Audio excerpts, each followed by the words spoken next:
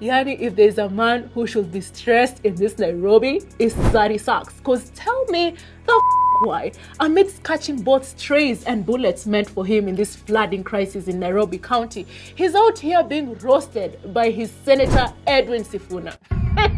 So, our billboard DILF appeared before Senate committee to respond to disaster management in Nairobi. First of all, the whole discussion was really painful to watch as a taxpayer, cause explain to me why.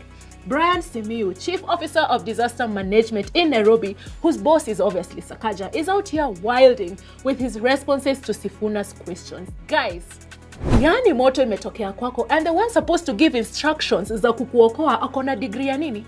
Theology, bro. I'm not even shitting you guys. Imagine one of the principal fire officers in Nairobi County has a background in freaking theology, and another one who is apparently part of the fire team. I got a background here, library studies. First of all, chill. What do you mean library studies? Mwingine with the title of disaster management officer happens to have a degree in tours and travel. Hey, shukisha guys, because what in the wewe usijali niko na connections kwa gava is happening here? Ni verses za Bible na history tutaongelelea ama ni strategies tutapanga to save the local mwananchi from being affected by floods? Now, honorable members, I think we've done justice to this matter. There was just one question the senator asked that I think would be good for you to have a response. In a minute. And to allay the issue of the qualifications of the staff in the sector. Because I had seen things before in social media that are not true. That the head of disaster has a degree in theology. What degree does Bramwell have? So Bramwell, though you know many disasters have. No, let's start with Bramwell. Bramwell, what's your background? What's your qualification? Chair, I have a degree in strategic management, a master's in strategic management, but I have a BA in English and literature. In English and literature, I guess you need some English to manage disasters. But I've also done a lot of short courses on disaster. But just to be. And the other two directors? So the other two directors, the director in charge of fire and rescue services has a BSc in disaster management and a diploma. He is currently doing a master's in crisis management at the what's it called? The Defense College. That's the director. His deputy has here. Chair. Perhaps because I'm the one who put up that post, allow me to guide this conversation. I was going to answer. I can see Bramwell is trying to be clever. Bramwell, is there an officer called Anastasia Sumbua in your department? Yes, she's a. What is her position? She's a principal fire officer. What is her qualification? She's in theology. Correct. And let's move to the next one. Just a minute. Because disaster management. Just a minute. Yes, sir. Just a minute. Yes. Is there somebody called Juliana Nzuki? Correct. What is her position? I think she's also a principal, if I'm not wrong. Yes. What is her qualification? She has. I was just looking at it a minute ago. So that it is not, Governor, seen that we just perpetuate fake news on the media. Yeah. And it is intended to help you reallocate these resources in a manner that will be most efficient for the people of Nairobi. Juliana Nzuki has a degree in theology as well. Can you confirm that, Bramwell? I'll go through the list. Bramwell, can you confirm that? I can confirm that, Chair. Good. Okay. Let's go to Brian Kariuki, the Chief Fire Officer. He's not Chief Fire Officer. What is there is no gentleman called Brian Kariuki. He is, but he's not the Chief Fire Officer. What is his position? He's probably just part of the fire team. What is his qualification? I would have to check. He is a library. He has a degree in library studies. You will check with me. Yes. Lastly, Chair, Disaster Management Officer Belinda Anyango. Is she there? Yes, she is. What is her position? I wouldn't, but I would agree with whatever she... No, Bramwell. You are not going to... But, Chair, I need to clarify Bramwell, something. order. Yes. We will put you on oath. Yes. If you proceed that way. Senator Sifuna? Yes. Bramwell, Belinda has a degree in tours and travel. Okay. Yes, there is a mismatch of skills in your department. And when we bring them up, it's not that because we have anything against you or against these officers. They could be more useful in other departments. That's the point that we are making. So you don't need to become defensive. Chair, allow me to say we have this. that matter rests there because with all due respect. Order, Bramwell. With all due respect, Chair. We just want to clarify. Governor, you must guide your officers that anything they say is through you, and if they insist on speaking, we must put them on oath.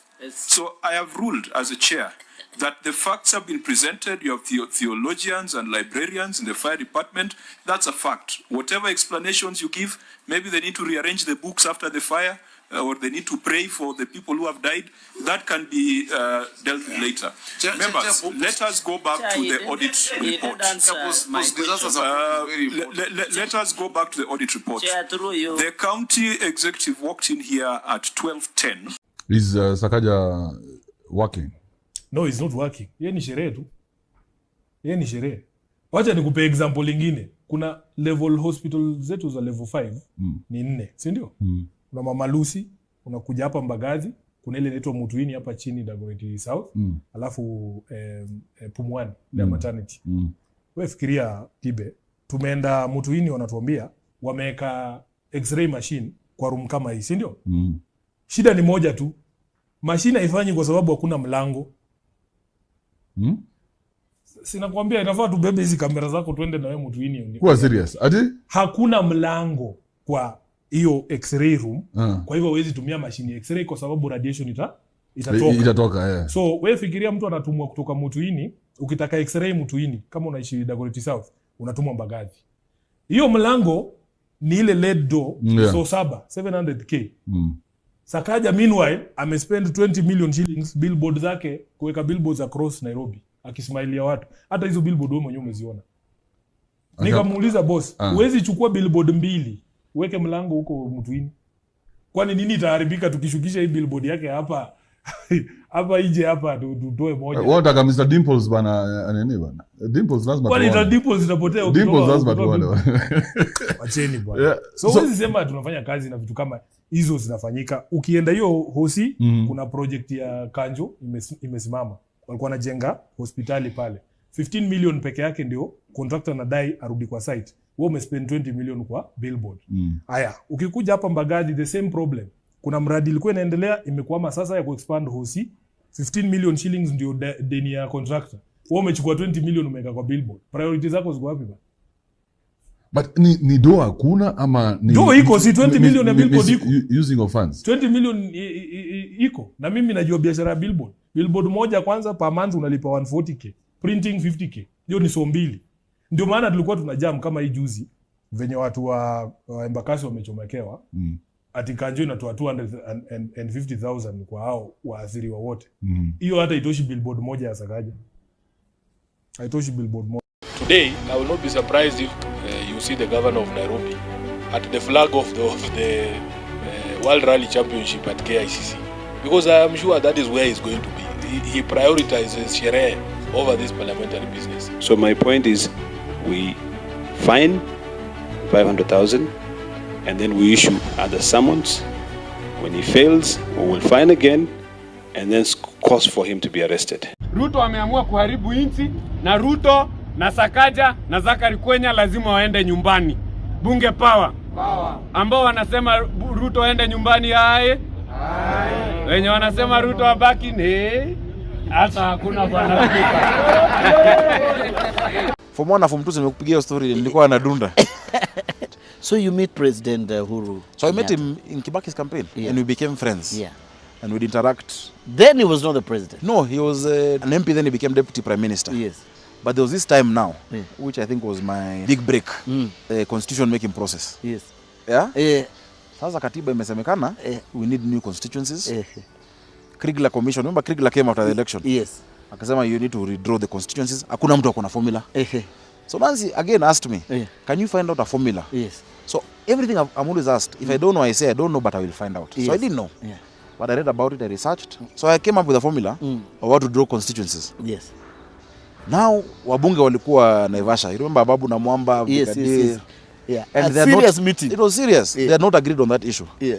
So they said PNU bring a consultant and ODM bring a consultant.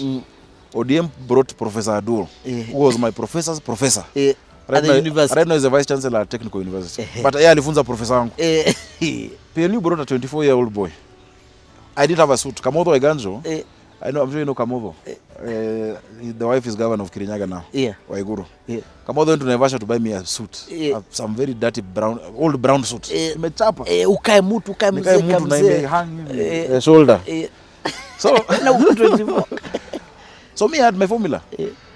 Some people told me, no, you can't present. Let another professor present on your behalf. I said, you happen no. Professor. Because mimi ndo nimefanya hesabu.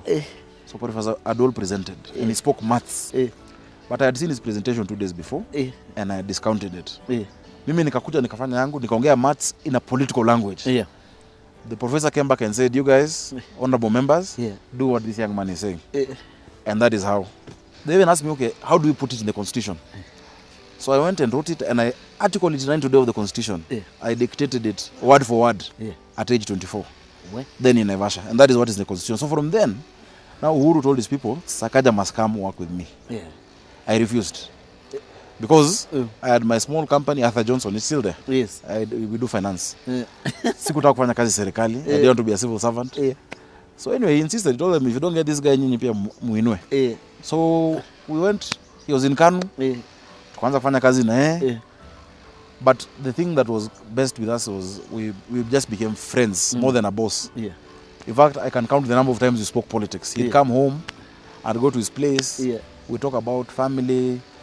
We realized my mom used to race. When she was racing, she used to race with his sister at Kenya High, because my mom was in Kenya High.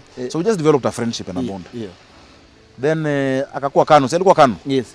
Tukamwambia Kanu haiwezi. Kanu will be difficult to the people. So we were given the task to think of the political move. We found a mzee called Nginyo Kariuki. Had a party called NAP, National Alliance Party of Kenya, which we went and we changed the officials.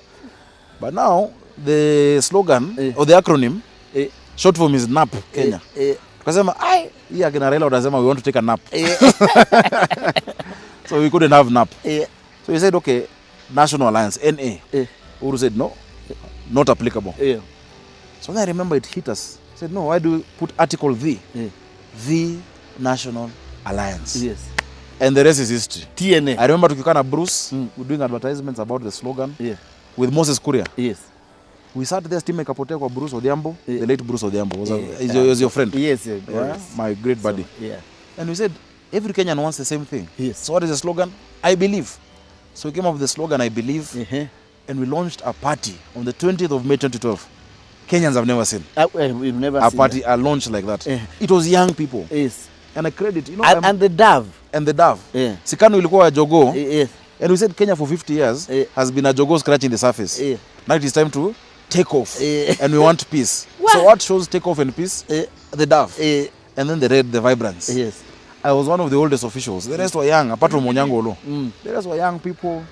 We believed in the beauty of the dreams of young. And I must credit President Uhuru. Because he was 50 years old then. He trusted a 27-year-old. Me, I'm 36, but I don't think I have the same kind of trust he has at that age. And I thank him so much for believing in us. For believing in me and believing in us. So tukaendelea, we had to now bring together TNA and URP. And you remember when we launched TNA? It was 4 guys who spoke. Olo, myself, Eugene Omalwa, and the president. But now we wanted to win. Sasa, see, I took all these MPs and all of them went to Naivasha. And I was doing a presentation on numbers. As always, I'm the guy who does the numbers presentation. So when I do the presentation, I tell them for us to win, and not to be tribal, but that's how sometimes you look at the numbers. I said we need at least 60% of Rift Valley. Wakacheka. They laughed. It was unthinkable. How do you work with Ruto that time? So they laughed. They said, now this kid is a joker. So they finished laughing. I said, honorable members, if you have noticed, this presentation, the number has not changed. Numbers don't The 60% is still 60%. You've never said this anywhere. I've never told anyone this story. You know, Jay-Z says, men lie, women lie. Numbers don't. Numbers don't lie. So that evening, I remember President Uhuru, now then he was DPM, called me to his room and said, Ebu nionyeshe kitu tena. And we went through it, At that time, he had thought Eugene Wamalwa. At that time, Eugene was supposed to be the running mate. The running mate. But that changed. Ebu nipeleke, show me the numbers. Step by step. Nionyesha hivi ndo census imesema hivi. Hivi ndo voters, these are the age groups. These are the different provinces. Yeah. He said, You show need me William. again. I told him, you need William. They were friends, good enough. They had a personal relationship. Yes. And they were really, and this one, no matter who disagrees with me, I can tell you, President Uhuru Kenyatta and William Ruto were very sincere about creating peace in this country. Yeah. In fact, at some point, it was not even about the election for them. It was about communities that have fought since independence, since 92 clashes. It was very genuine. Yeah. And that's how we formed that now Jubilee coalition. Sasa baadaye usiniulize. But then ndio ukashikanisha sasa. So it was, and we just became all buddies. Yeah. Many times it would be 4 of us. William Ruto would be with Nixon Korir, myself with Uhuru. Tunatafuta kwenda kuleta t-shirts, nini. You know, and the team now became bigger. We will now move to the party. Yes. I left the communication office, which I had set up the comms office with Akina Itumbi and the rest. I got them. And they're also amazing guys. I think the rest is history. The rest is history. Now, why do you want Ruto gone? We want Ruto gone because he is killing innocent people. He's wanting to pass the Finance Bill 2024. He's putting tax on sanitary products that girls can't even buy. He's can't go to school. He's corrupt. He's taking the money. He needs to go. Yes. Get out. If you're going to raise anything, start with your hairline. Nice. Control, Alt, Delete, Ruto. The drunk did better than you. Drunkard did better than you. Mungu yetu itoe Ruto Kenya, hata kama angalau na jali. Sisi Kenya tumechoka na Ruto, maisha imetuharibikia, analipisha mpaka sodo ya wamama. Pure kabisa Ruto. We don't like you, go home. Sasa tafuta kiongozi ambaye anapenda mwananchi na anapenda kijana kama. They want to be described as honorable even when they are horrible. They acquire things which they have not worked for. They promise us things that they know they will never deliver. And there is no shortage of such men and women in the African continent. Now the next election, unajua hawa ndio watakuwa nasema fagia wote ama mtasema namna gani? This generation, they used their might because they didn't vote. The largest vote in the last election.